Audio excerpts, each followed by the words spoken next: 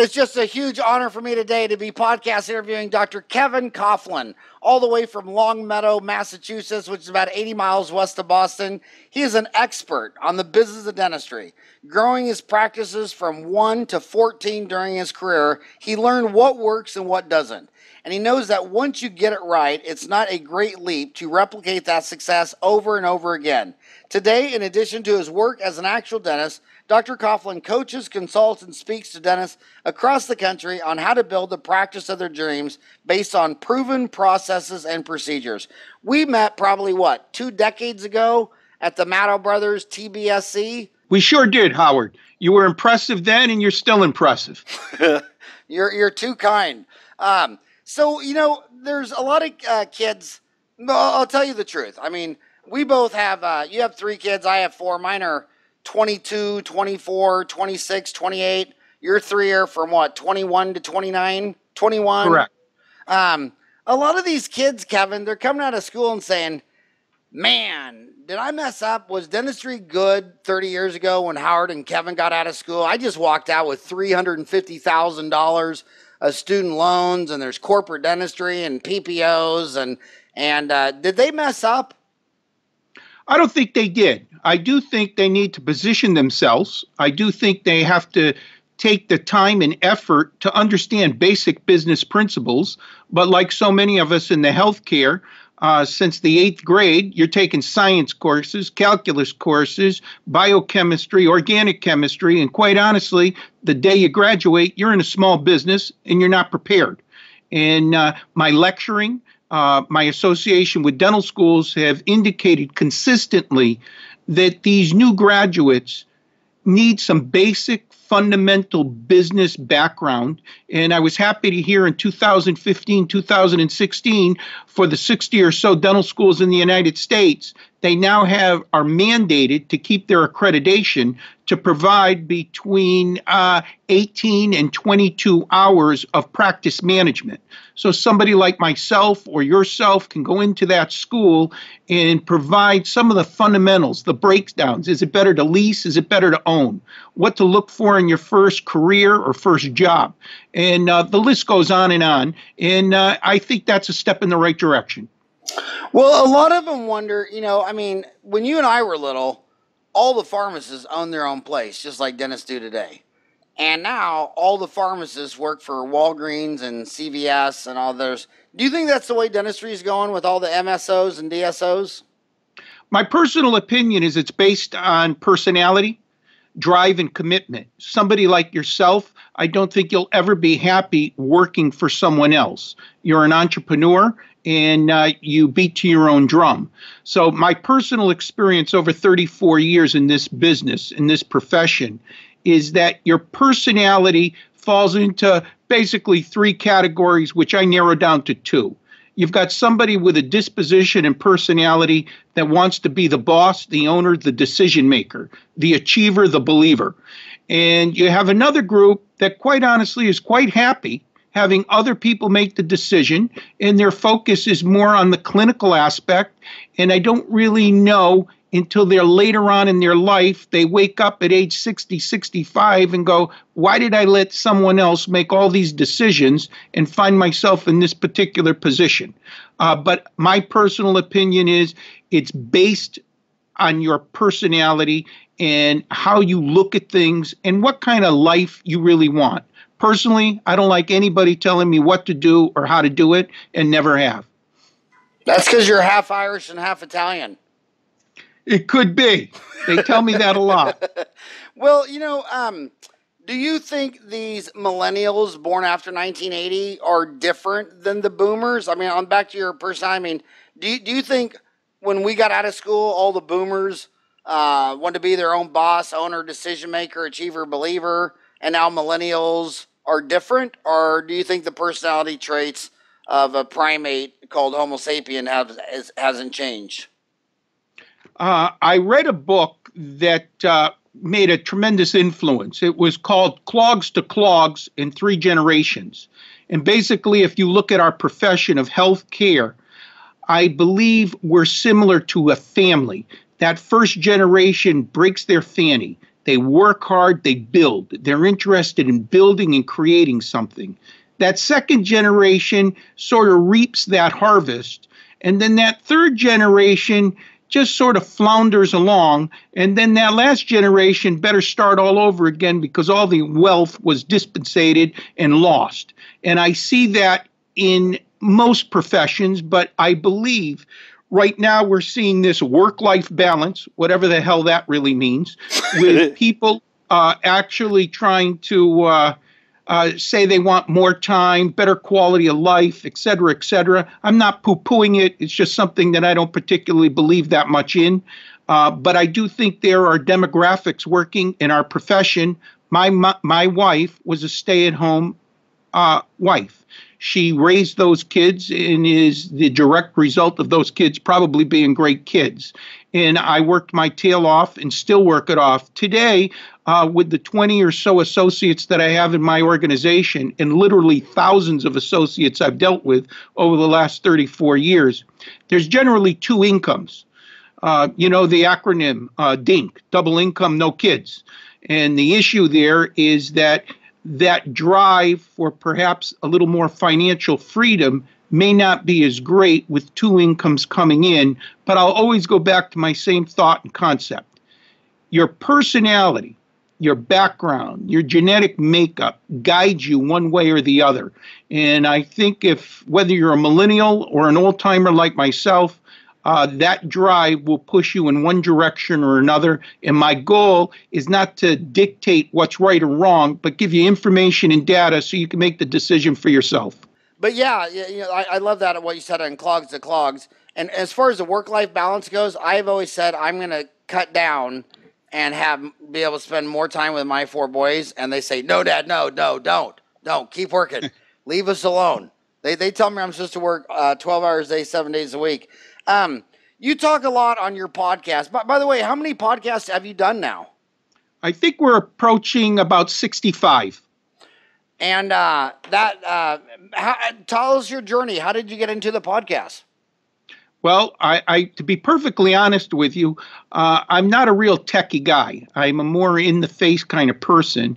And I had the tremendous opportunity to run into a Mr. Doug Foresta, who, quite honestly, in my opinion, is a podcast expert, and his company Stand Out and Be Heard basically cold called me. One day I got a knock at the door, and it was, can I have 5 or 10 minutes of your time? And I think you know and I know how many times people say, I just need 5 minutes. But he caught my ear, and he said, I don't see a lot of dentists doing podcasts, certainly in the Massachusetts region. And he said, I noticed that you have some entrepreneurial background and spirit. You're doing things that most dentists aren't doing. And would you give me a few minutes? I did. And he introduced me to the podcast world and has been instrumental in getting my message and my meaning out. And I'd have to say, I really can't take the credit for it. I'd have to give that credit to Mr. Doug Foresta and his company Stand Out and Be Heard. And I think he realizes that this is a relatively inexpensive medium to reach, as you have, hundreds of thousands of people at a very minimal cost in no fluff. It's in your face. This is how I feel, and you'll either agree or disagree. Well, can I make another request? On Dentaltown, I put up the first podcast on the app. If you go to the app, you get more. I put up the first podcast, and it was 850 days ago.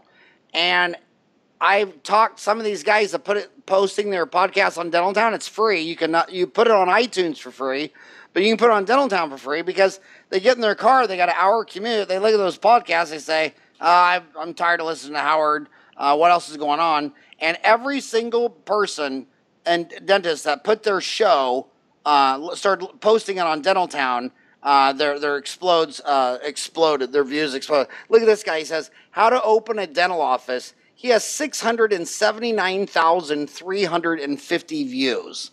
And if he well, that's a credit to you and your family, and particularly your son Ryan, who's doing an unbelievable job for you. That is all true. But if he would have put it on iTunes, they wouldn't have found it.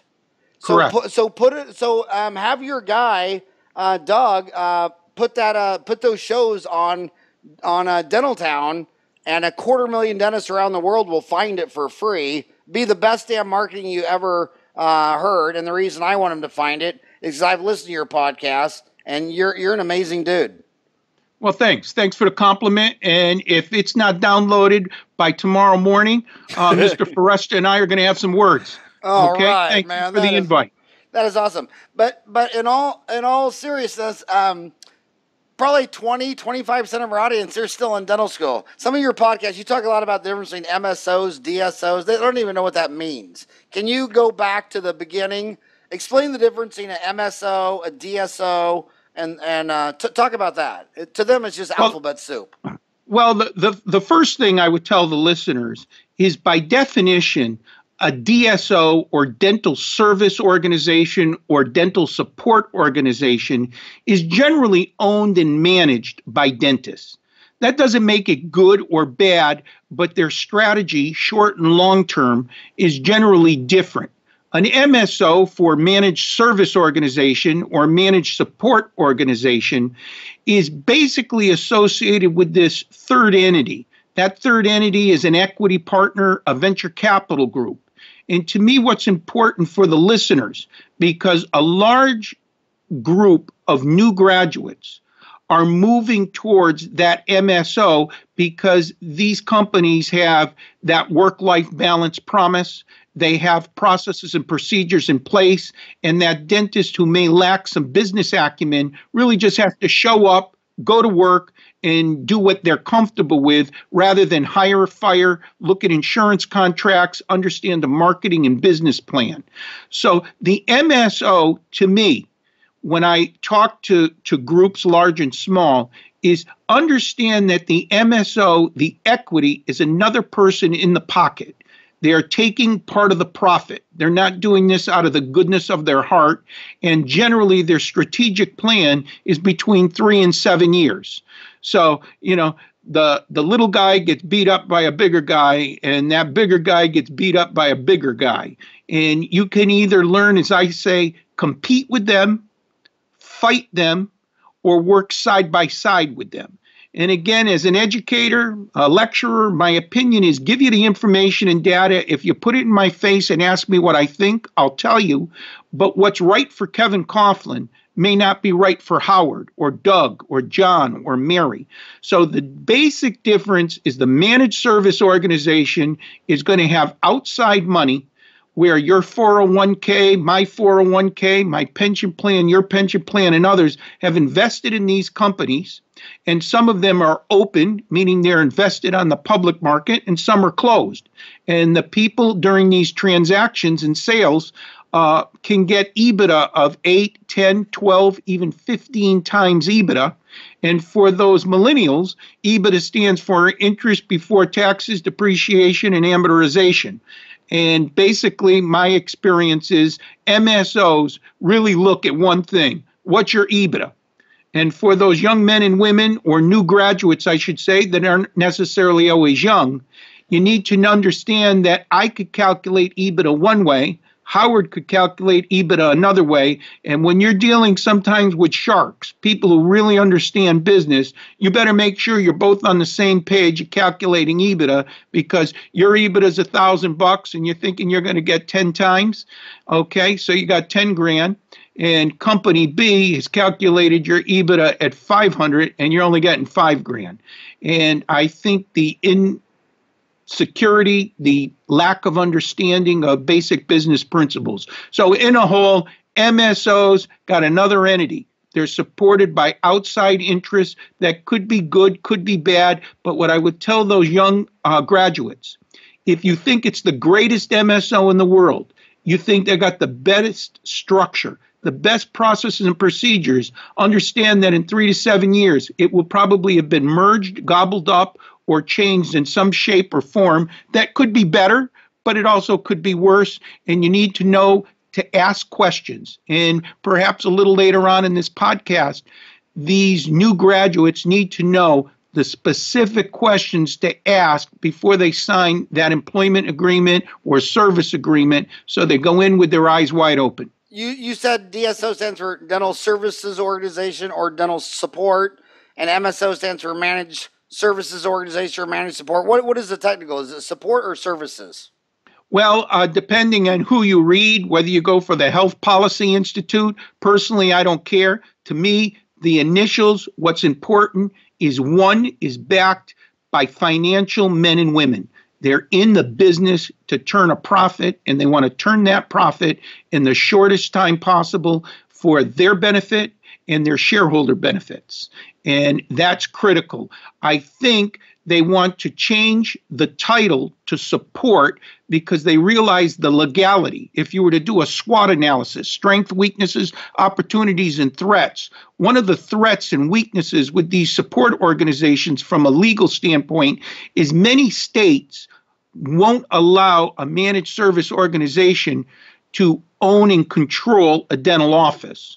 So the games that people play is they create clinical directors, they create service arrangements so that it appears that the dental director or the dentist is actually making the decisions. And in some cases that may be true, but if you don't have enough business understanding to ask these pertinent questions, if somebody controls who you send your cases to for a dental lab, if they determine who provides the supplies, if they're in charge of who hires, who fires, and what they're paying, then in essence, they're actually controlling and running your clinical practice. And that's where that gray area is. And these men and women are smart. They understand their risks, and they take the steps to reduce those risks. So you remember back in the day, Michael Douglas was playing in a 1987 movie. He was playing Gordon Gekko.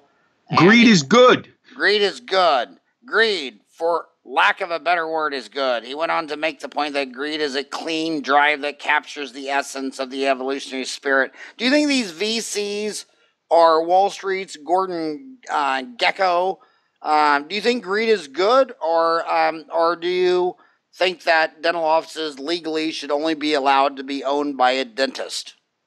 My opinion is almost irrelevant, but to answer the question the best I can, I think there's good greed and there's bad greed, just like anything else. A couple of beers probably won't hurt you, but if you're an alcoholic, I'd advise you to stay away from it. So if you're greedy just to continue to accumulate more and more cash, more and more money, I think ultimately it will be your demise.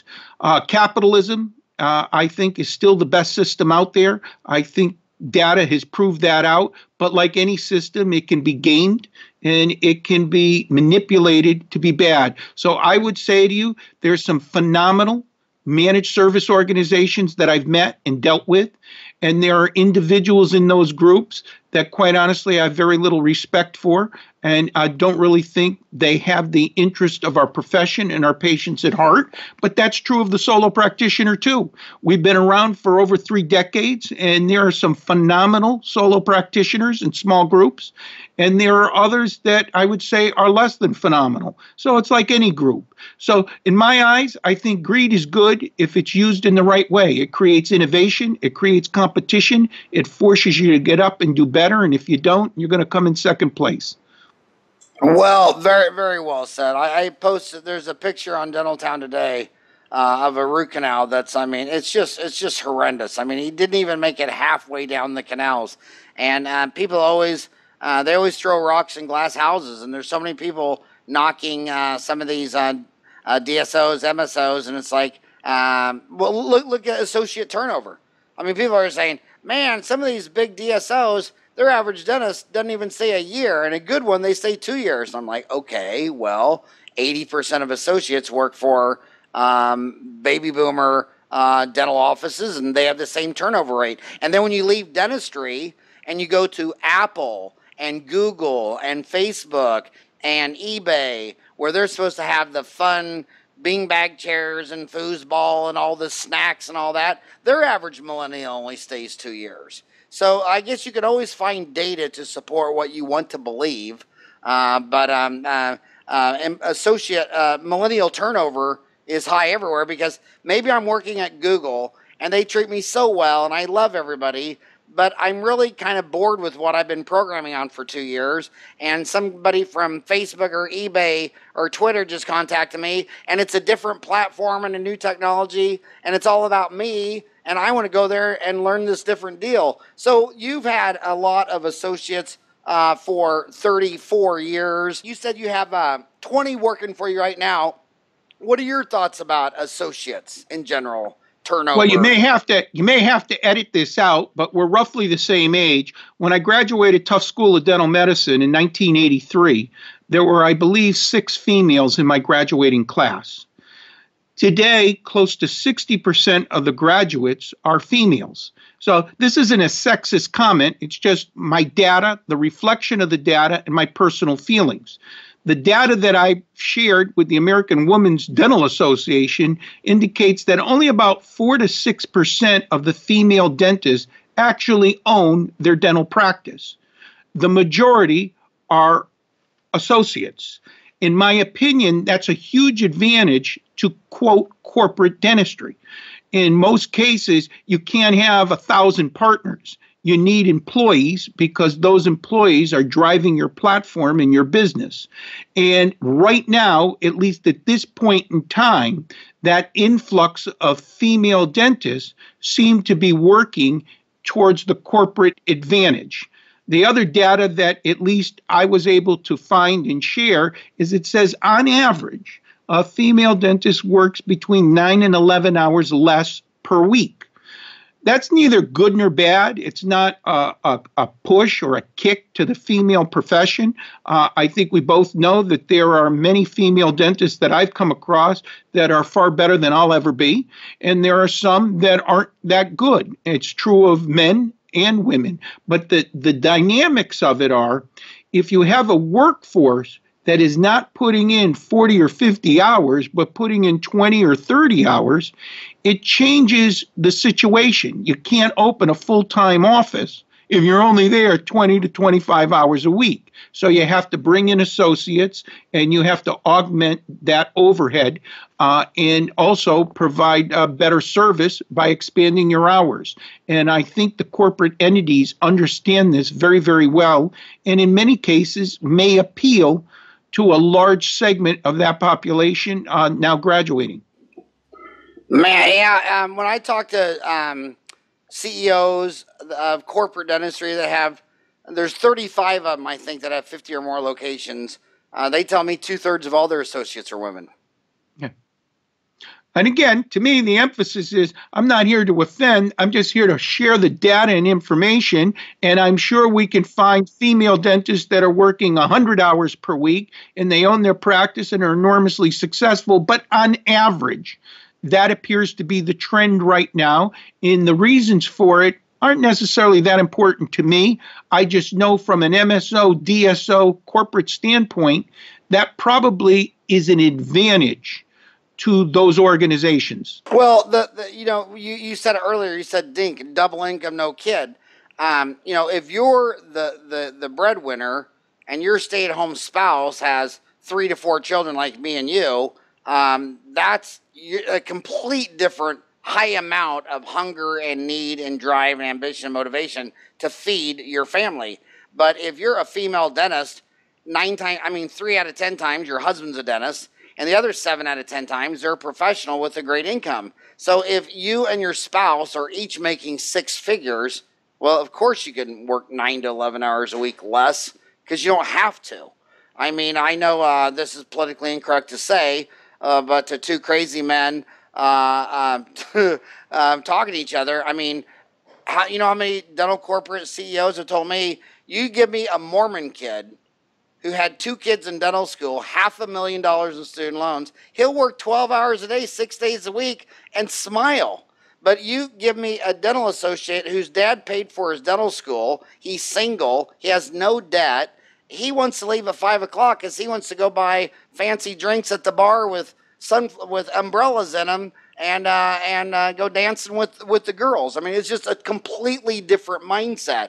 And you can't create a bonus structure to make that kid with no debt, with no wife, no kids, no nothing. You can't create something to make him ambitious and do 12-hour days, 7 days a week. He doesn't even have to. My dad used to always tell me in Kansas, he said, if you show me 5 hungry coyotes walking down a dirt road, something's going to die. You know, you know what I mean? And, I hear you.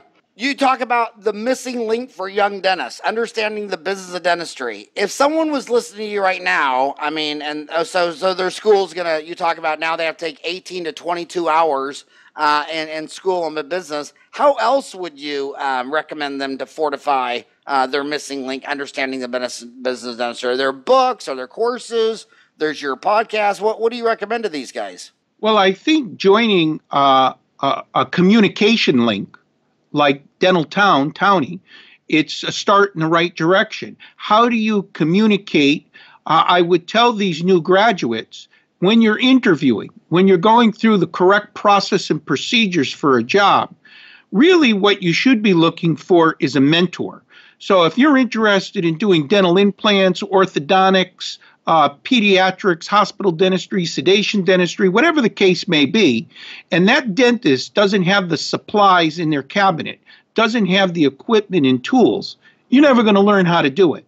And if you're interested in business and you walk into that office and that dentist doesn't have any marketing plan, doesn't have a business plan, doesn't even know what the accounts receivable are or how to interpret how many procedures are accepted or not accepted, I would say you're probably not going to get a great amount of business mentoring.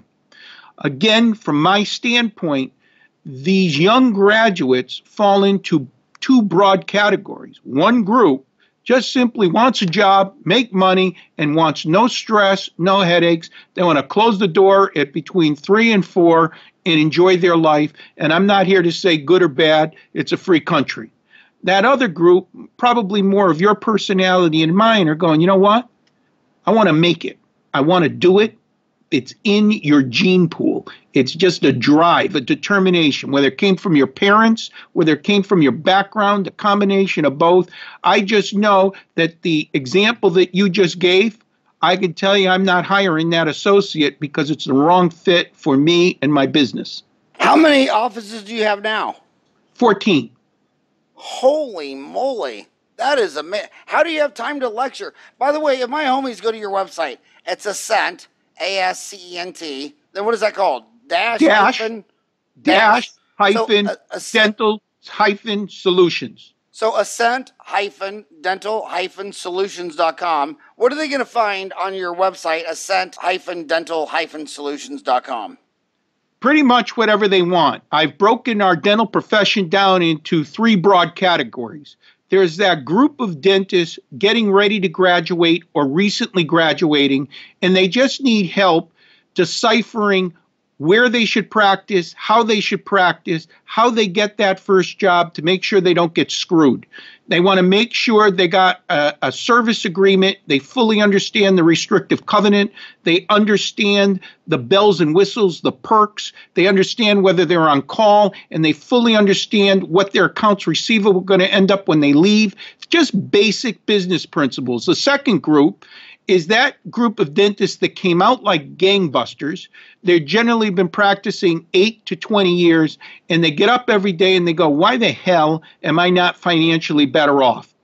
My personal opinion is they lack mentorship, they lack teaching, but ultimately it's their fault. They haven't taken the correct action steps, processes, and procedures to make an improvement. Whether they can or can't, that second group, they can get that on Ascent-Dental-Solutions. And the last group are generally those dentists over the age of 55 that should really be saying to themselves, we're all going to have an exit strategy, whether you want it or not. And if you're not prepared for that exit strategy, it's like going into your hygiene department and not knowing the patient's chief complaint, not knowing whether they're financially approved or not knowing whether their treatment is complete or incomplete. You go in unprepared. You might win sometimes, you might lose other times. But if you don't have a cheat sheet and you're not prepared to walk in there and find out and know exactly what Mr. and Mrs. Smith need, want, and desire, then you're probably not going to make the sale. You're not going to make the treatment plan. It's not going to be accepted. And ultimately, your biggest asset for most in the healthcare is the sale of that practice, and that practice on the 18 times that I've purchased. I have always found a consistent thing. They're selling on the low, not on the high. And basic business tells me you're always better off selling on a high rather than a low. And I just don't think they have the mentoring, the background, or are not working with people that can sort of guide them and say, start this plan 5 or 7 years in advance. If it doesn't work out, you still got a better practice. And if it does work out, you're going to make a much better financial killing at the end. So those are the 3 segments that I see. And Ascent Dental Solutions tries to have books, podcasts, webinars, my lectures, all in those 3 areas. So the individual who's 55 or 60 may not necessarily be interested in listening how to get their first job and first career. And that 29 to 32-year-old that's just finishing up their last MOD really doesn't care about retirement, 401ks, and having a savings plan. So I tried to segment that marketplace and provide information, knowledge, development, and training in each of those areas. So you do coaching too, that individual personalized coaching? Yeah. And you do coaching programs for new dentists, coaching programs for dentist owners, and coaching programs to prepare a dental practice for sale. So what's the low-hanging fruit? First of all, what's the low-hanging fruit for coaching programs for new dentists? For in your 14 locations, would you hire a kid out of school, or do they have to have 5 years experience or something? This is my opinion. When they've had 5 years of experience, no matter how hard I bang my head against the ground, I'm not going to change them. Their systems and processes are in place. It's like a newborn. I can mold and manipulate a newborn. Try doing it to somebody 18 or 19 years old. The bad is already ingrained. So for me personally, although most dentists disagree, I always look for the newbie. What I'm more important is I don't really care about their skills, okay? What I care about is their desire, their drive, and their ability to communicate. And although this seems poor, but your ability to sell. When people tell me they don't sell, they're professionals, I look at them and I go, people are selling all the time. I'm selling during this webinar. You're selling me, I'm selling you. If you don't understand you're selling, in my opinion, you don't belong in business. You're lying to yourself, you're lying to your guests, your customers, your patient base, whatever you want to call them. So I'm more interested in their personality, their drive, and their background. When you just profiled the example of somebody who has no school debt, hasn't had a job in 8 years, chances are that individual is not going to be successful in my business, my practice, because we're not going to meet. We're not going to mesh. There's no drive. There's no desire. All they're basically doing is filling a need, and in 12 to 24 months, we're probably not even going to shake hands. It's going to be a bad divorce. So I personally, after this many years and this many associates, that's what I'm interested in, and I could take that new graduate, explain the processes and procedures, explain to them why they're effective and they work, and I got a greater likelihood of molding them in a particular direction so they're not just simply taking a radiograph, writing out a referral pad, looking at their watch and saying, I got to be out of here at 4:45. When new dentists come to you, I mean, you got 14 locations. By the way, what's your exit strategy? You were talking about exit strategies earlier. Are you going to go from 14 to 20 to 30 and then sell it to a DSO, MSO? What is your exit strategy? When we met over 20 years ago, I would have said I'd have about 200 by now. Part of it is my own inability to do better. And the other part, sharing my personal feelings, is I honestly believe I could have 200 practices, but I think I'd be divorced. I think my children would be less grounded, or young adults. I had to make a decision, what I call mind, body, spirit, or BLT, believe, like, and trust, the balance. When you get too far out of balance, something gives way. I got great mom and dad. I got a great wife. My kids seem well adjusted. So yes, I didn't achieve the goal that I had expected, but it's more of a balanced. So I put the 100% of the blame on myself. I made these cognizant decisions because I didn't have the skills or the ability, or I was just maybe not hungry enough. I made a decision that I'm going to try to have it all, but I'm not going to be a superstar. But I'm comfortable in my skin. I'm comfortable with what I've accomplished, and I hope to continue. To answer your other question, I don't ever plan on retiring. Retirement to me, it just doesn't move me. It bores me. I like the business. I'd like to continue to improve. I'd like to continue to grow. But in all honesty, I don't think I'm going to be able to achieve those 200 practices. So my exit strategy will be to continue to accumulate, and eventually that exit strategy will be probably, in my case, 100% will be sold to an MSO. If they'll take it, but more than likely it'll be just a percentage of an MSO, because in most cases they want to keep you under their thumb a little bit to make sure they get a return on their investment. So if they write you out a check for a few $1,000,000 and you're gone in 12 months, that's not good for them. So generally there's either going to be a holdback, or they'll want you to continue to keep some kind of percentage to guarantee you're going to continue to spin your wheels and make their return on investment. So in a nutshell, that's what I'm thinking of. And how many MSOs are there, do you think? Well, what I look for is Heartland, in my opinion, would be considered an MSO. Pacific Dental would be an MSO. Aspen would be an MSO. Dental Care Alliance would be an MSO. Those four, in my opinion, are the largest in the United States at this point. I believe last count, I think Heartland was somewhere around 900 practices. Pacific was around 600 practices.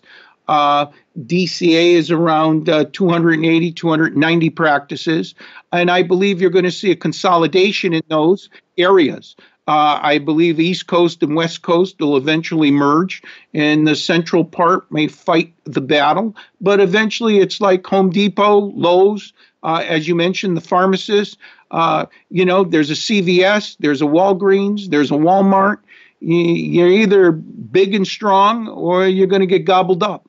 Wow. And if you could pick, if you had an exit strategy be gobbled up by one of those that you listened to, what would be your first choice between Heartland, Pacific, DCA, Aspen? Who would be your first date?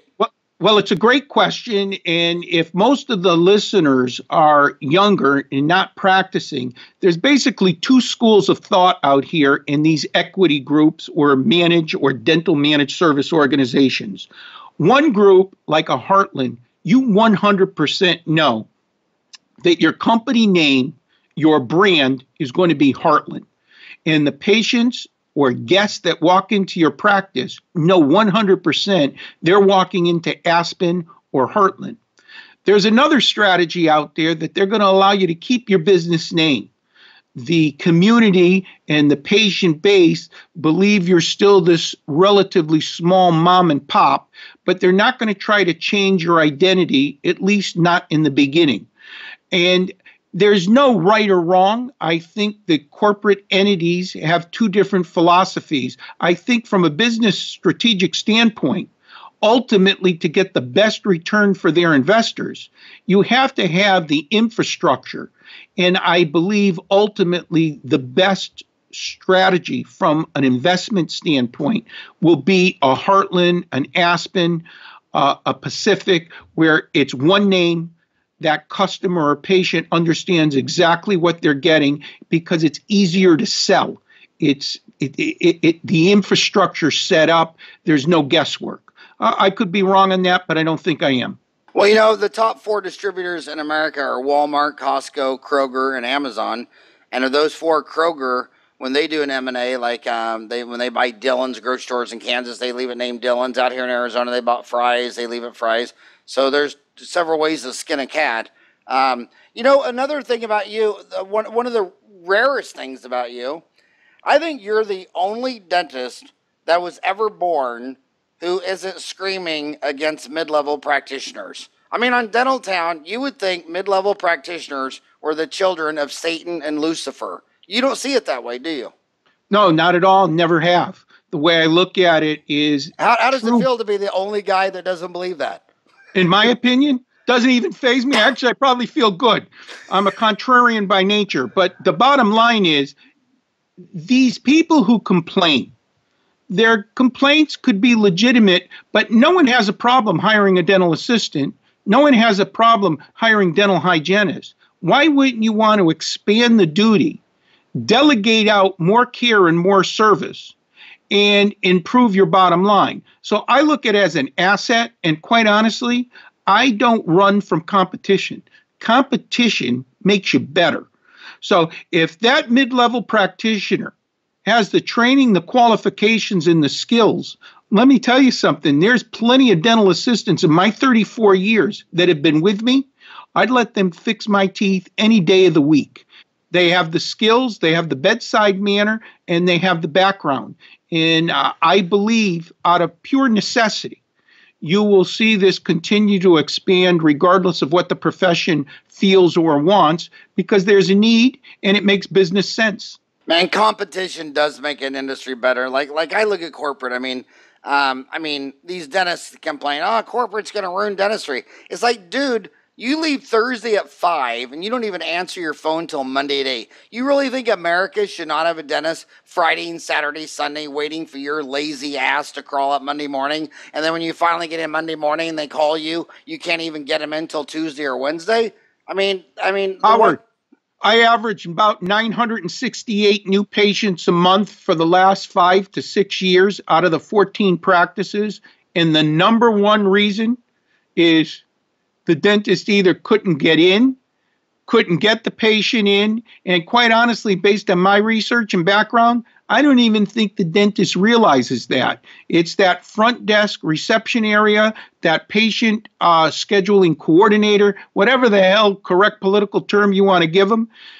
Doctor doesn't even know it.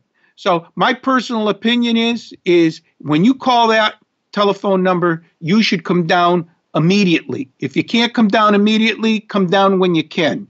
We're in a service industry. I think corporations understand that. And I think the solo practitioners that actually want to compete and win are going to have to learn that real quick. And it's you could argue it's impossible for a solo practitioner to be open 12, 14 hours a day, 7 days a week. Something's going to give, and it most likely will be their health or their personal life or both. So that's another huge advantage that corporate dentistry has over that small group or that solo practitioner. So, yeah. So are your 14 offices all the same name, brand, hours? I mean, is it like Southwest Airlines where every one of your office is a Boeing 737-300, the same color and everything? I would say at this point, pretty close. Probably one of them, which was a recent acquisition, needs to be gutted and renovated. But I would say 13 out of the 14 are pretty much the same. It's like Cheers in the 80s. Everybody knows your name. They look and have the feel of a small practice. The staff there is comfortable, but it's part of a bigger organization. And so the idea, the goal is to make them, other than the color coordination of the offices, as similar as possible. But as you expand for our listeners, sometimes the demographics, sometimes the locations will dictate a style over another area. And as you get larger and move further and further from the hub, sometimes those subliminal issues play a part in the decision process. Of those 14 offices, how many of them did you acquire versus a de novo starting from scratch? Well, at the beginning in the mid-'80s, I acquired probably 4. After that, when I felt the infrastructure was laid out, I quite honestly didn't have the disposition, the patience, or the time to fuss and muss. I did the same thing. I went to a community and area. I contacted the dentist and asked them if they wanted to have a coffee or a drink. And I said to them, I'm thinking of coming in the area. I'd love to have you join me if you're interested. If not, I'm coming to the area. You're open 3.5 days. I'm open 7. You're not open weekends and evenings. I am. You're not providing specialty care. I do. You don't have hospital privileges. I do. I've got the best and latest equipment that money can buy. You don't. So I'm not here to squeeze anyone out. I'm just simply saying the location is right for me. So to answer your question completely, once I got the fundamentals of processes and procedures down, I found it easier and more cost effective to just go de novo. Okay. I didn't have the stress and aggravation of sitting here saying, how can you want $1.5 million for your practice? You don't own the real estate, and I'm going to have to invest another $1.5 million to build it out and improve it to keep the brand the same. It just, the money didn't make sense to me. I said it's easier to start de novo. So that's for my own personal story. So do all 14 dental offices have the same hours, and what are those hours? Those hours from 7:30 in the morning to 8 p.m., Monday through Thursday, 7:30 to 5 p.m. on Friday, Saturday from 8 until 2 p.m., and Sundays because of blue laws as needed. So you're not open Sunday? If you told me you had a problem, I'd be there at 7:30 in the morning. Okay, so basically, Monday if you called the office and you said, I really can't, and I hope to God my training lives up to this webinar, they should be saying to you, typically we're not open on a Sunday, but if that's the only day that you need to be accommodated, we'll make the accommodation for you. Keep in mind that as businessmen and women, these patients are screened and programmed. And what I mean by that is there's a profile. So I probably would not come in Sunday morning, okay, on what I'll consider a type 4, type 5 patient, but would on a type 1, type 2 patient. And that may be for a future podcast, but I think subliminally, everybody does some kind of profiling in their life. I take it to a higher level and a more sophisticated stance, but in general terms, we have good patients and we have not as good patients. And the goal is to really go over the top for those patients who are exceptional and try to provide the best care and service we can for those that are less. So when you have a broken appointment history or a last-minute cancellation history, you got 2 or 3 strikes against you. I'm not a happy camper. Okay, so the data has to drive your decision. Sometimes your heart gets in the way, but in my opinion, your brain should take precedence. The data supports that if Mr. and Mrs. Smith have 10 broken appointments, why in God's name would I be giving you an evening or Saturday or weekend appointments? Just doesn't make sense to me. Doesn't mean I don't like you. Doesn't mean I won't give you 110%, but I may not be as accommodating. Oh, some of my favorite patients are my worst ones. You know, because they're just, I love crazy monkeys. So Monday through Thursday, you're 7:30 a.m. to 8:30 p.m. 8 p.m. Until 8 p.m.? Correct. So 7:30 a.m. to 8 p.m. What did you say it was Friday and Saturday? 7:30 to 5 p.m. and Saturday 8 to 2 p.m. So 4 hours on a Saturday, 8 to 2. No, is that no, how many hours? No, that's 6 hours, right? Correct. No lunch, no breaks. And Friday, 7:30 to 5:30 or 5? 5. Yeah. Now, see, to me, are you dentist-centric or patient-centric? I mean, if I was a patient in that town, I would want Monday through Thursday, 7:30 to 8 p.m., Friday, 7:30 to 5, Saturday, 8 to 2, and Sunday as needed. I certainly wouldn't want a dentist-centric office in town open Monday through Thursday. And if I broke my tooth or had a toothache, had to wait Friday, Saturday, and Sunday. And then when you try to tell a dentist that and they're making $175,000 a year, they see corporate roll in and do these extended hours and think they're ruining dentistry. No, I'm ruining your laziness. I mean, the hospitals are open 24 hours a day, 7 days a week. I tell everybody in Phoenix, if you have an emergency on Sunday, you better break your leg because the ambulance will pick you up and they'll take you to a hospital and fix you. Because if you break your tooth, nobody will take you. And in the United States of America, 7 to 8% of all emergency room visits are odontogenic in origin. And that is sad. It just really is sad.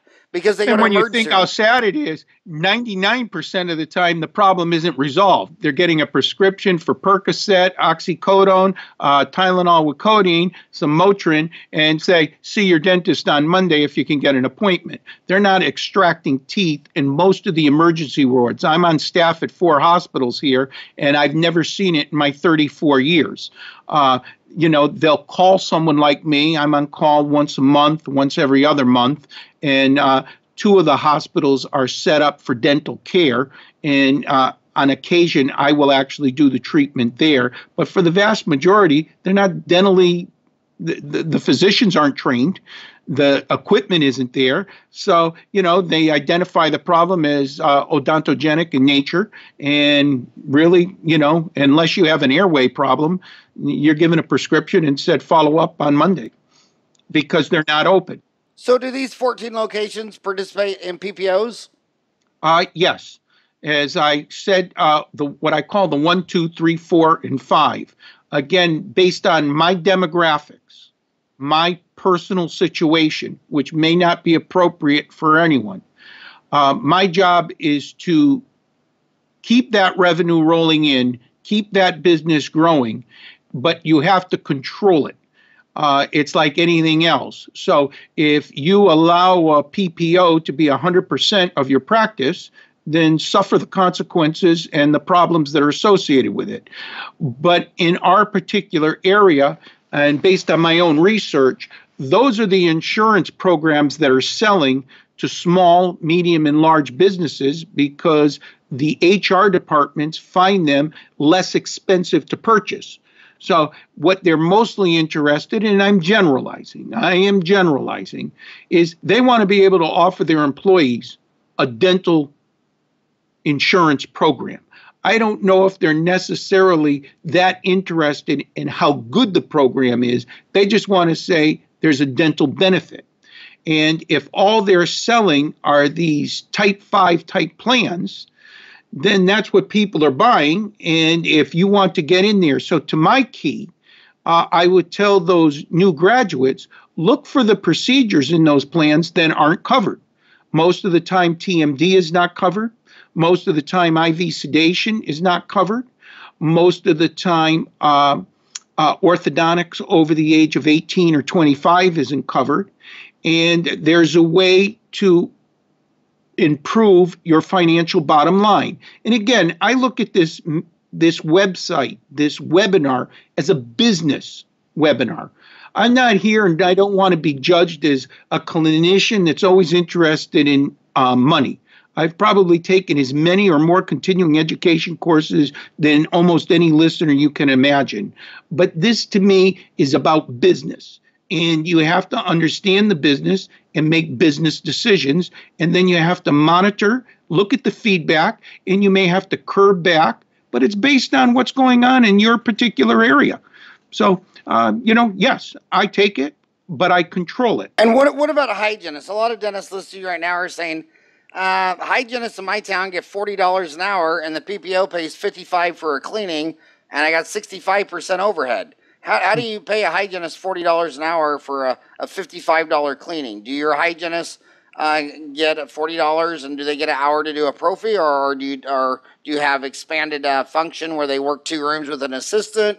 Or what's your thoughts on the hygiene department? Well, I can tell you what I believe, theoretically, and the reality of it. But theoretically, what they're supposed to be doing is working 2 rooms. They do have a dental assistant that's taking the blood pressure, the review of medical history, update of radiographs, the periodontal charting, and the review of medical history. And they'll place the sealants. They'll basically do the flossing and the prophy. And then the hygienist goes in and does the root planing, scaling, or the hygiene portion of it. That's in theory. Does it always work that way? No, it doesn't. I wished it did. It should. When it doesn't, there's nobody to blame but myself. But in the end, that's the goal. And you can be profitable.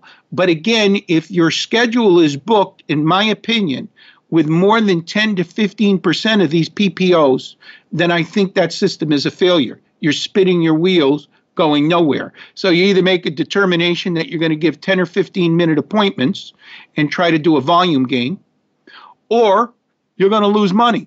And you're hoping that you can do the elective procedures that aren't covered by the PPO to make up for your losses, which doesn't necessarily make sense to me. So to me, the key is know your overhead, know your patient base, and control the damn schedule. So if you're scheduling patients and you don't know whether they're a PPO, or an indemnity plan, or a combination of both, or a government subsidized plan, or a fee for service, cash patient, or somebody who's retired, I'm saying you can't possibly schedule efficiently and effectively because it's like filling out a crossword puzzle and you got 4 across and you never looked at the clue.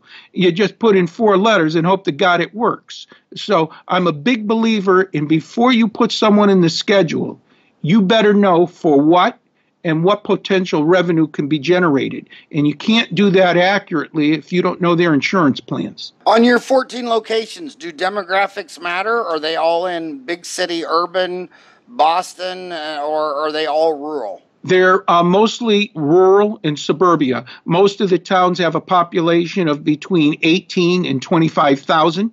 Okay.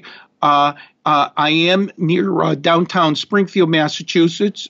Springfield, Worcester, and Boston are the 3 largest cities in the state of Massachusetts. I'm closer to the Springfield area, which has a population of about 155,000. So you think demographics matter? I mean, you're not in, what'd you say it was, Boston, Springfield, and what? Worcester are the 3 largest cities in Massachusetts. And Worcester and Boston are more east. Springfield's more west. But as far as the actual city limits, not the metro, do you have any of your 14 locations in Boston, Springfield, or Worcester? Only Springfield. Nothing in Worcester and nothing in Boston. But Springfield's only, what'd you say, 125,000? About 155,000. So then sounds like you are a big believer that demographics matter, and you're not in the big urban cities of Boston where there's a dentist on every corner. You went out rural. You said your average town has only 18 to 25,000 people. Right. I decided to be a big fish in a small pond rather than a small fish in a big pond. That doesn't mean I'm afraid of the competition, but I said get the infrastructure set, get the processes and procedures set, and once I feel I've got them set, then it's time to expand. So what do you think the dentist to population ratio is in Boston versus the towns you're in that have 13, 12 to 15,000 people? Is that what you said? I should know the answer. I don't. I believe in the state of Massachusetts, there's roughly 4,600 dentists in the entire state. About 70% of those dentists are west of Worcester. So the population, as you try to grow and expand any business, if I was to tell you my most difficult thing of expansion over the last 34 years, is the new graduates, the newbies, the young men and women. They don't want to be out here in Western Mass. They're single. They want to be where the action is. They prefer Washington, D.C., New York, Boston, Chicago, Miami. Springfield, although I find it a great area for young people, if I was in my mid to early 20s, what most of these young men and women do is they're leaving Friday as early as they can, and they're going towards the city. That's where their friends are. That's where the action is. So there is a threat to my organization and to my game plan because people want to be where the action is. And after a few years, they go, Kev, I like you. You're a good person, but I'm bored out here. And you don't get integrated into the community. You don't make connections when you're gone every weekend. So basically, you're not building my business. You're building your social life. And I need people to build the business. Yeah, and I'll tell you what, man. I'd bet the odds are 10 to 1. It'd be easier to find the best damn woman on earth in a small country town with 25,000 people than in downtown. Well, not Boston. only did I, Howard, I married her. So I know. The best damn women in the world are them small town country girls. They can change the oil, cook dinner. They're just real world, down to earth. I would think if they think it's a numbers game, that you'd rather go to Boston because there's a gazillion times more women. But you're right. They don't listen, and they don't go rural. I just talked to a kid the other day, found a town at 1,800 in this county in the Midwest. In this town of 1,800, the town had no dentist. So he went there. He didn't realize the county had no dentist, and there's 7,800 people in the county. I mean, no PPOs, no HMOs. He's charging $1,250 for a crown. He hates endo, so he charges $1,500 for a root canal because he figures if he has to do the damn root canal, he's going to get paid for it. I mean, he's just crushing it. And I mean, he's just crushing it, supply demand. God, we're out of time, but I got one more overtime question. What about equipment? Like your 14 offices, how many of them have CAD CAM chairside milling or digital impressions? Does that matter? Is that a part of your formula for success? It is. Obviously, you know that it's an expense issue. What I would tell people is once you get the process and procedure, it's very difficult to change. Because if Dr. So-and-so says, I want an east-west elevator ABCD, unless you put it in the 150 surgical kits, it's useless. So you've got to understand what some of your issues are. But to answer your question, they're all digital radiograph. We do have the CEREC unit. We do digital impressions. I also have the ICAT, okay, in a central location. I do not have 14 of them. All right. All of the offices have electric hand pieces. All of them have rotary endo. All of the offices are equipped for full band and bracket endo. All of the offices have at least 2, in most cases, more surgical implant systems than 2 for blade implants, subperiosteal implants, cylinder implants. They're all equipped for bone grafting and periodontal surgery. But I don't have an ICAT scanner in each office. I don't have a CEREC unit in each office. But pretty much the fundamentals, one of the advantages of keeping the offices relatively close to each other is it's not a huge stretch to ask someone to drive 10 or 15 miles for a specialty film, okay? And in my opinion, it's still a hell of a lot more convenient than going to the hospital and getting it done. And how many operatories is your average office? 6. So that's small. It is, but if you consider that you're open, okay, so one of the advantages of keeping them at that number is you don't need an enormous amount of employees for that size office. So in my heyday, I had an office with, I think, 30, 34 employees, and I had 11 operatories. And for me personally, it wasn't my cup of tea. It wasn't the image or the brand that I wanted to produce. I was very financially successful, but I looked at it and said, whether it was luck or pure guesswork, whatever it is, my prediction was we were going to go the same way that the pharmacists went, and I decided to improve the footprint for a better exit strategy and a better pot of gold at the end of the road, as they say. So you have 20 associates in 14 locations. So the average dental office has what, just 1.5 dentists, or you have? What we try to do is one dentist works from 7:30 to 1:30. Another dentist works from 1:30 to 8.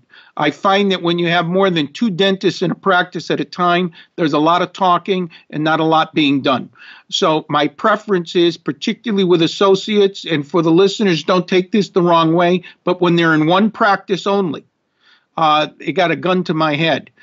They have more control than I do because the staff, the team members, the patient base gets this strong connection. And at some point, it's like any relationship. Until you sign on the dotted line, you're probably going to be leaving at some time. So some of it is because they want to, and others are because I'm not interested in making you a partner. So you basically have one doctor work Monday through Friday, 7:30 to 1:30, and the other one works 1:30 to 8 p.m.? I mean, Monday through Thursday? What I find is based on their age and their personal circumstances, some want to work a full shift from 7:30 to 8, and they'll only work 3 days and have a long weekend. Others only want to work weekends and not work during the week. Others only want to work mornings. So perhaps for another webinar, I tried to entice people to come out to Western Massachusetts by paying more than they could make anywhere. And quite honestly, and again, I'm generalizing, I couldn't entice these young men and women, new graduates, on money. What they were looking for is a quality of life. And I said, okay, how about if you only work a half a day? How does that suit you? And that seemed to improve the interest so that I could continue to expand my business. And it was just something through trial and error. My brain really didn't think like that, but after you get the same responses and answers, you got to look in a different direction, and that direction for me personally seemed to work. Well, man, we went over the average podcast. We tried to do them an hour because that's our hour community. We're at an hour and 10 minutes. But hey, I just want to tell you that I'm a big fan of following you on Twitter. Big fan of your podcast. I hope you're posting them on iTunes right now and your website, ascent-dental-solutions.com. I really hope you upload all those onto Dental Town so my homies can find you on the app, because I think you're keeping it real. My God, not even 0.1% of all the dentists who ever lived had 14 offices, and we're willing to be transparent and be humble and tell everybody what you did right, what you regret, what you changed. I mean, Kevin, I just think the world of you, man. I think you're an amazing man, and you're just keeping it real in Massachusetts. And I just want to thank you so much for all that you do for dentistry and for coming on the show today and talking to my homies. Hey, thank you. I really appreciate the opportunity. Thanks for giving me a chance. Hey, the next time I'm in Boston, staying with Mark Wahlberg, we'll stop by and have a beer with you. We'll go to his restaurant and get a burger too. Okay? All right, buddy. Thank you so much. You're quite welcome. Thank you. Have a rocking hot day. You too.